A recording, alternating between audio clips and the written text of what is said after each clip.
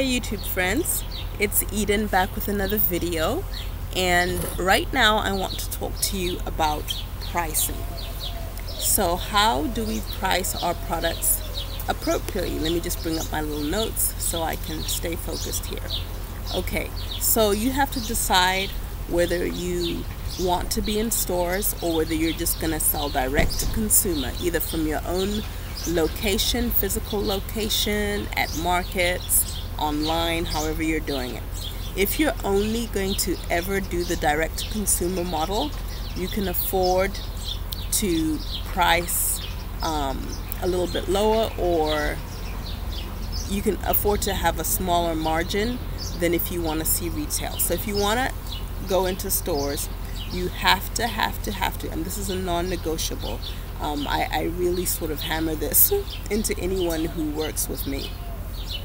You have to price it 4 times to 6 times what it costs to make you. Okay? What it costs to make it, rather. It costs way too much to make you. You're priceless. So we're not going to price you. No one can afford you. But in terms of your product, 4 to 6 times. And this is why. You have to think about the fact that when you sell your product to a retailer or a wholesaler, or if you put it up for distribution, the person who buys it wholesale is buying it from you at a certain price, and whatever that price is, that's all the money you're gonna see from that. Okay, so your profit comes from that price. So if you've set your price too low, you're not going to be able to really make much money when you wholesale, and that is a problem, because you can't start selling your product for cheaper than what your wholesalers are selling it for, because you undercut them. So then they won't want to sell the products because they have products on the shelf, but customers are coming behind and buying it from you directly because they can get it cheaper on your website or cheaper from your store. So whatever your retail price is, it needs to be the same as what your retailers are selling it for. So this is why if you stay between 4 times to 6 times, you will always be comfortable with what you get as a profit. So let's just say I have a product that costs me $3 to make. Some people are like, oh, that's great, I'll just sell it for $8. No, $8 is not enough, because if you wanted to retail that product, you would have to sell it to the store or to the wholesaler or whatever for $6. And that way you would make $3. You'd make your $3 back that it cost you to make you, and you'd get a nice tidy profit of $3. So you're getting, double your money. That's great, right? However, that wholesaler can't go and sell it for $8. They wouldn't make any money. So they're going to take that product they bought from you for $6, and they're going to sell it to the customer for $12, right? So 3 times 4 is 12. So that means you have to sell it for $12 so that you aren't undercutting them by constantly, selling it for $8. Also, what incentive do they have to carry it in their store, unless it's overseas or something and people can't get to you easily? So you have to realize that you want to respect your retailers, and you still want to make a profit. So that's why you have to price it minimum 4 times as much. Also, if you price it 4 times as much, it allows you to be generous. You can then afford to give out samples to people. You can afford to have a sale on Black Friday or Mother's Day, or Christmas, or whatever holiday you celebrate, right? You can afford to do that because even if you say 30% off for the next 2 days, you're still making a profit. If you say 30% off of something that you're selling for twice as much as it costs to make you, it's a bit tight for you. And you have to realize that it's not just what the product costs to make you. You're also looking at your marketing costs. You're looking at your website cost, you're looking at absorbing a little bit of cushion, because sometimes ingredients go up in price. A few years ago, there was a jojoba shortage because something happened with the jojoba harvest, and jojoba went up like 3 or 4 times its normal price. Now just imagine if your whole line is based on jojoba and you're only selling things for twice that would put you out of business, because you couldn't dramatically then increase your product prices by 3 or 4 times. People would balk at that and be like, no thank you, you're trying to get too gougy. So if you're priced the right way, you can absorb those kind of temporary price hikes that happen when you're dealing with natural products, because nature doesn't care really about your business. It's gonna do what it's gonna do, and sometimes there are droughts. Let me just pause this because now the cops are going by, or the ambulance or something. Okay, anyway, I'm back. So yes, so 4 to 6 times for retail, and if you're only going to do direct to consumer, then 3 times is fine. If you are going to offer various sizes, the bigger the size, the lower the price, right? So for the higher quantity items, you'll be able to reduce the price of it. So even if you're, say, only going to do 1 42-ounce or 32-ounce size, or even a gallon size, you could afford to price it at 3 times what it costs to make you, so the customer is also getting that value, as opposed to 6 times. And usually those sort of big sizes, retailers don't want to carry anyway, because they just don't have the room. Their whole shelf would be just your product if they carried the huge, gigantic size. If it's a warehouse like an Amazon or a Thrive Market or something like that, then they may be more willing to carry big sizes. But even a lot of times those places don't carry the big sizes either, for the same reason. Okay, what is the next thing you need to know?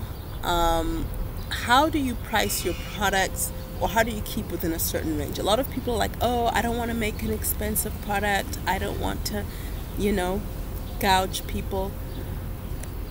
I have a lot of mixed feelings about that. I'm definitely not into price gouging people and charging $65 for something that really should cost $12, which I've seen. I won't mention any names.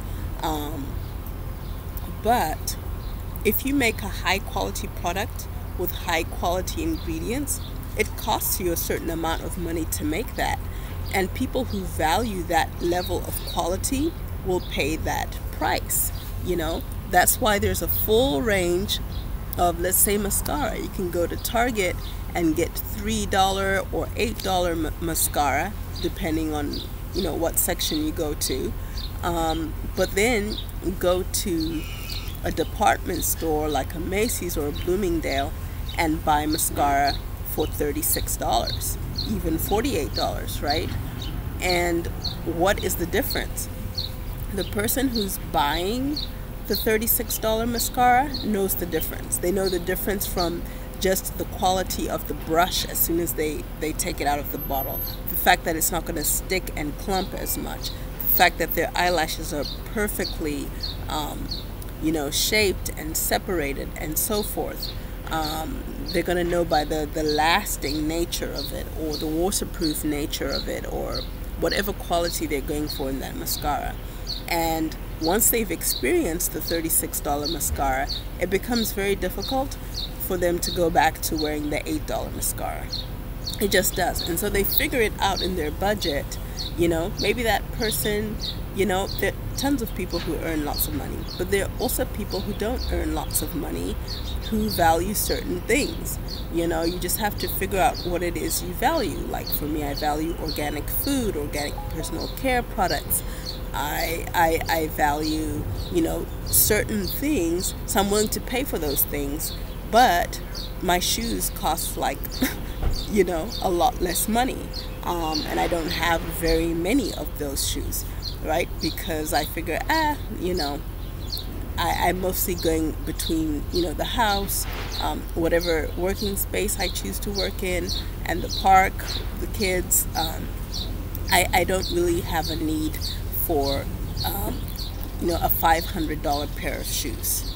It's just not my thing. So the people for whom that kind of quality product is their thing, they will find the money to buy that.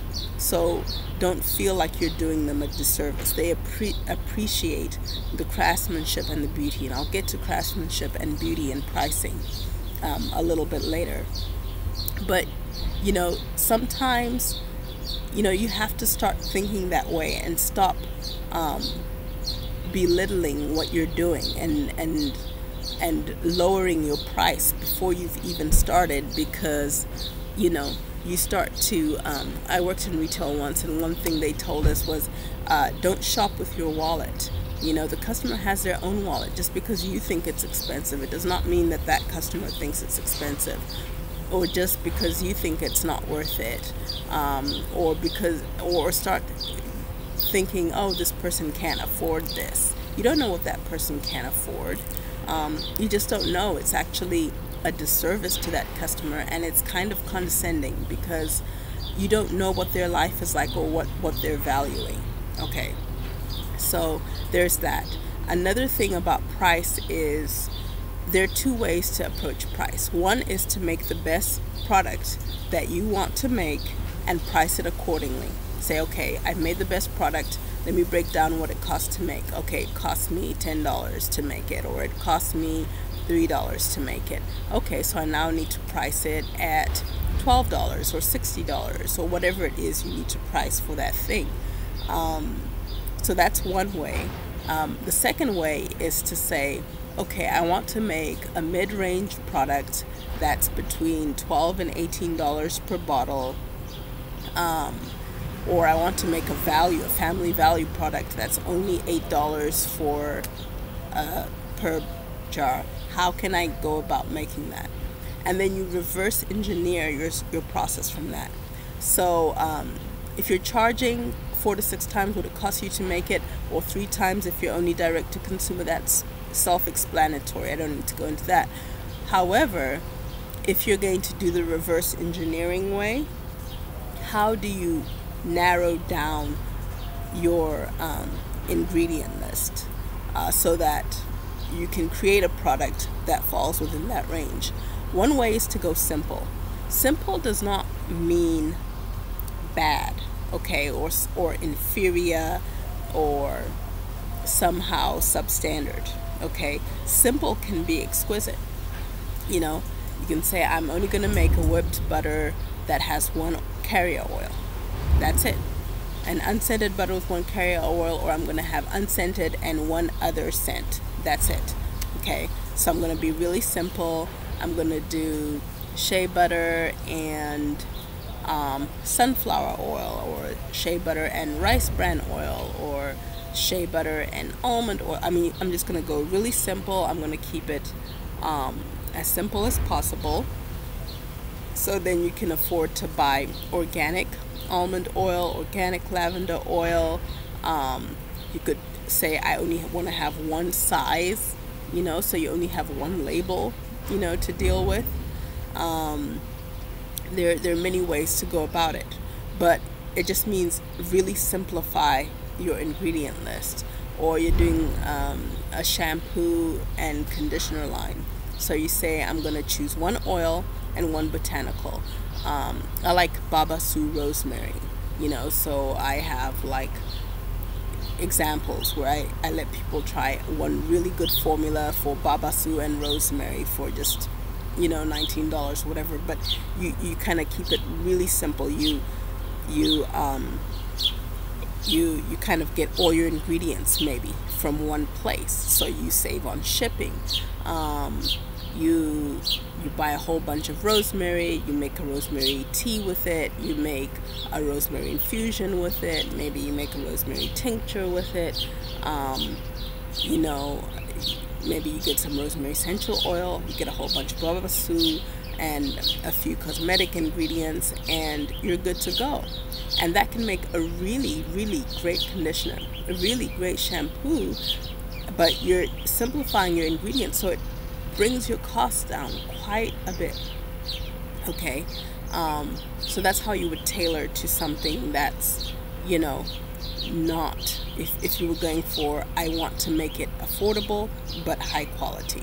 High quality is assumed. I just can't teach people how to make low quality products. It's like, what's the point? Then just go to the dollar store and get stuff from there. They already have the low quality stuff. What do you need to produce it for? Who wants handmade low quality stuff? No one. So the last thing is craftsmanship and beauty, right? And I'll do a separate video just on that. But not everyone wants to make stuff. That they'd rather you make stuff and they can buy it. And there are people like me who do make stuff, who buy other people's stuff all the time because I admire craftsmanship, I admire beauty. I have, you know, a curious mind when it comes to botanicals because that's my calling, that's what I'm drawn to. So if you're that kind of person, you know, or even product junkie, I think, you know, it's like a reader, an avid reader is really a writer turned inside out. So a lot of people who are writers love to read. A lot of people who read, a lot of times they have an undiscovered or underutilized gift for writing, you know. So if you're a product junkie, then, you know, chances are you probably have a little bit of DIY in you. Not everyone, you know, but some people are that way. So, you know, you want to see how something was made. But when you bring a sort of mentality of wanting to make beautiful things, of choosing carefully beautiful ingredients, of creating things in a certain way, in the right way, you know, presenting it in the right way, people will naturally pay for that. They will come to expect that from you, and it raises the bar in their life. You're actually doing them a favor because you've raised the bar in their life for what is acceptable for them to put on their body. So even if they stop being your customer, they will have that standard for other people in the future. Like, they already know now, okay, this is the best, this is the quality that I'm looking for, this is the customer service that I'm looking for, this is the attention to detail that I'm looking for, this is the quality assurance that I'm looking for, this is the care in manufacture that I'm looking for. Okay, but I will address that in another video. I didn't intend to make pricing this long because I think it's a fairly straightforward topic, but there are nuances, and there are, you know, a lot of times with pricing, it's beating back the demon that's saying to you, and I'm not talking about, I'm just a metaphorical demon, okay? I'm not going into any sort of spiritual thing here, but you know, the voices, the inner critics that tell you that people don't want to pay for your product. Price your things accordingly, because when you price your things accordingly, you're likely to be more careful, to present things more beautifully, to be more generous with your customers in all areas. You know, if you cheat yourself, the act of giving someone something cheap is actually an insult. It's condescending to them, and you're not being generous to yourself. So it's really an act of stinginess all around. So price your things accordingly if you take nothing else from this video. All right? And I look forward to seeing what you're going to create. Take care. Bye-bye.